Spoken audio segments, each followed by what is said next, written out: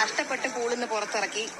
ആള് നല്ല പല്ല മൂഡിലാണ്. കാര്യം അശ്വിൻ പൂളിന്ന് ഇപ്പോഴും ഇറങ്ങി ഇങ്ങോട്ട് കയറിയല്ലോ. അപ്പൊ അശ്വിൻ പൂളിൽ നിൽക്കുന്നുണ്ട്. ആള് ഭയങ്കര സ്ട്രെസ്ഡ് ആണ്. പിന്നെയും വൈകുന്നേരം പോവാമോ? കുഴപ്പമില്ല.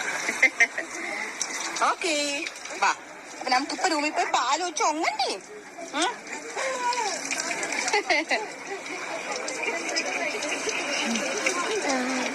അവനിപ്പോ കൂടുതൽ ടൈമും അശ്വിന്റെ കൂടെ സ്പെൻഡ് ചെയ്യാനാണ് ഇഷ്ടം. ഞാനും അശ്വിൻ പുറത്തോട്ട് ഇറങ്ങി പോകുന്ന കണ്ടത് പറഞ്ഞ് സ്ട്രെസ് എടുത്ത് എന്റെ കയ്യിൽ നിന്ന് കരഞ്ഞ് പുറത്തോട്ട് ഇറങ്ങി. വെളിയാണെങ്കിൽ നല്ല കാറ്റും നല്ല വെതറുമായിട്ടിരിക്കുകയാണ്. നല്ല ക്ലൗഡി വെതർ. ആഹാ, വെളിയിൽ നല്ല കാറ്റും മഴയും. നമ്മുടെ തുണി ഉണങ്ങാനായിട്ട് കൊണ്ടിട്ട് ഇനിയിപ്പൊ തുണിയൊക്കെ വെള്ളത്തില്. അയ്യോ എന്റെ അമ്മേ, ലഞ്ച് കഴിക്കാൻ പോകാൻ ടൈമായല്ലോ. പാവത്തിന് ഇപ്പൊ ഇന്നലെ ഇവിടുന്ന് വാങ്ങിച്ചൊരു ടീഷർട്ടേ ഉള്ളൂ. കന്നാസ് കടലാസിനെ പോലെ ഉണ്ട്. അശ്വിൻ ഇന്നലെ ഇട്ടോണെന്ന പാന്റും ഇവിടുന്ന് വാങ്ങിച്ച ടീഷർട്ട് ഇടാൻ പോകുന്നല്ലേ.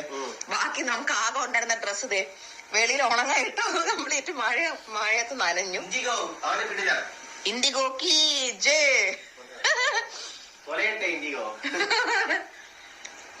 ഓമി എടാ, നീ പൂന്നൂൽ കടിച്ച് തിന്നണോടാ.